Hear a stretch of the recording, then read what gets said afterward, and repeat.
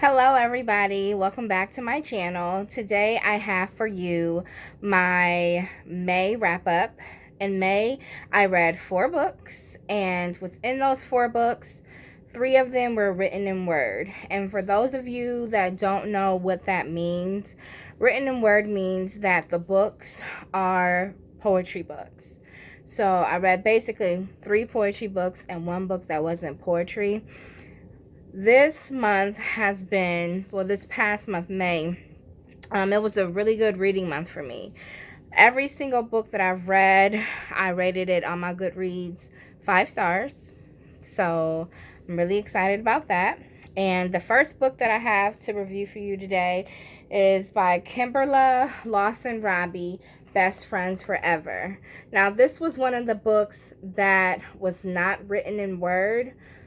But man, this little book had such a powerful message, and it did make me cry. I cried a few times reading this book. I cried a few times in May reading a few of my books. This book and another book seriously made me cry. This book was very emotional. It follows Celine and Keith. Celine is married to Keith. They're both a married couple. And Celine finds out that she has breast cancer. And in the meantime, her husband is treating her very differently. He's coming home late at night. Basically, he's having an affair. Okay? And this book follows her whole breast cancer diagnosis and his whole affair. When I tell you the message is powerful, it's powerful, okay? And they also have a daughter. There's so much I want to say about this book, but I'm a firm believer of not giving any sort of spoiler, so I'm not going to say anything. But if you do follow me on Instagram, I did write a little blurb about it. It doesn't give you any spoilers, okay? But go check out my Instagram, okay? Go check it out, because I wrote a lot about this book, and I felt like on Instagram I gave not a lot of information. I didn't give spoilers, but I basically told you how I felt. This book moved me in so many ways, more than one. It's a really good book. Read it. This is one of my favorite authors. This author has a way of writing books that are like Lifetime movies. Honestly, like every single last one of her books could be a Lifetime movie. And she is the author of the Curtis Black series, but this book is not in the series at all. She does reference Curtis Black in the book, but it's not a part of the series. So read this book. It has a very strong message. It follows a woman named Celine. Her husband is Keith. He's having an affair, and she finds out she has breast cancer. The book is basically putting you through their path of how they're dealing with everything and the outcome. Just read the book, okay? Just read the book. I definitely gave this a 5-star read on my Goodreads. So definitely read this book, okay? The next book I wanted to wait till later. I did, like the last book, but I'm not. I'm gonna just tell you guys right now. We Want Our Bodies Back by Jessica Care Moore.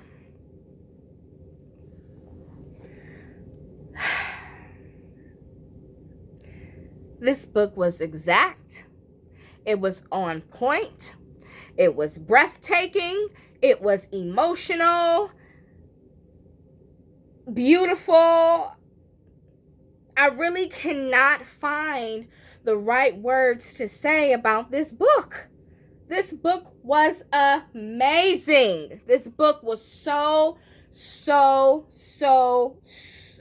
good. I adored this book. Okay, now, this was the second book that made me cry in the month of May when I read it. There were times that I had to reread a poem multiple times, just to really grasp the importance. When I tell you, every single African American woman needs this book in her library. I don't care if you're from America. I don't care if you live in the continent Africa. I don't care if you're overseas in London. I don't care where you are. You need to read this book. I guarantee you will relate to it. If I had a daughter, this book would definitely be in her library. Do you hear me? This book has, and this is another small book, but you see I annotated it because it was very, very emotional. It was very emotional. It was, this author, oh my God, she's powerful. And this book really didn't get a lot of traction. Like, I seen it on Instagram, but I really didn't see it anywhere else. I ordered this off of Amazon. This book is powerful, and I would recommend it. She talks about our bodies. I'm not even going to say anything about it. I'm just going to tell you to read it. Read it, receive the information, acknowledge it, and you're going to love it. You're definitely going to love this book. This definitely got a 5 stars on my Goodreads. Read this book. It's amazing. It's definitely amazing. She tackles the Black women's struggle, how we are viewed, why we are viewed that way, the oppression in the Black community. She tackles colorism. Read it. I guarantee our bodies, our weight, our appearance. I mean, she tackles everything in this book. Definitely read this book. This book is definitely a keeper. I'm never giving this book away. I'm going to treasure it for the rest of my life. Look at the cover. The cover is beautiful. I love it. Read it. Buy it. Keep it in your library. Don't give it away. And the next book that I have that was written in Word is by an author. Her name is Terry E. Lyle, and it's called Exposed. Okay. This book was written in Word as well. It had some emotional parts in it, but it was written in a very, very, very unique way. When I say unique, I've never seen anything written like this before.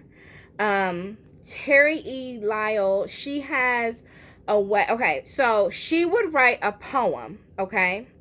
And then in her own voice. And then the next poem, after the poem that she would write, would be in the voice of a man, it appeared to be. And I'll show you what I'm talking about. This is a picture of her right here. That's a picture of the author. And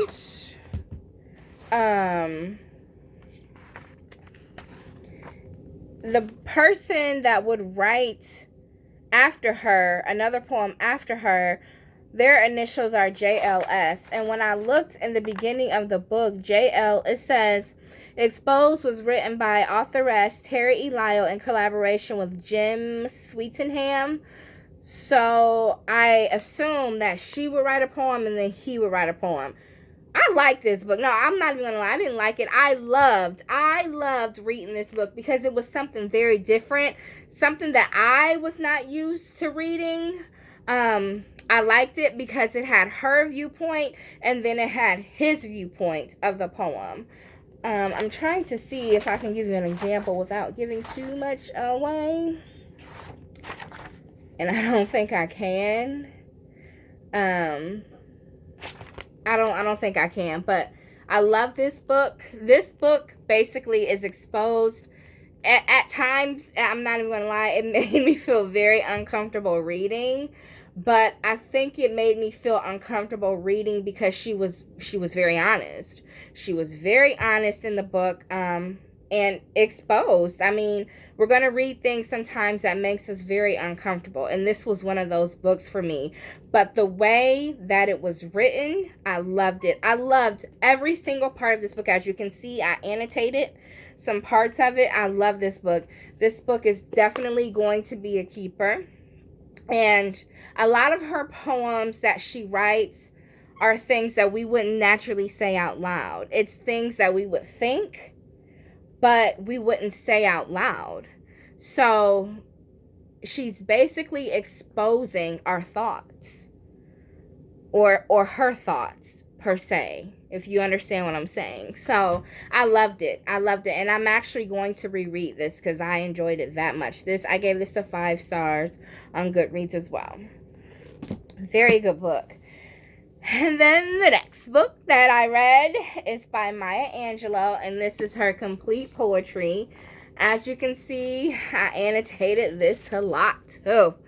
I read in high school, I read a lot of her books, and I can say, being like, when I was in high school and I read some of her poetry, I was young. I understood some of them, but I didn't. Maya Angelou is for grown women, in my personal opinion. Her books are for grown women, and you have to experience a lot of her poetry to really get it, to understand it. And I can say, with me being a grown woman now, I understand all of it. This book was so powerful, so powerful. The messages in it were out of this world.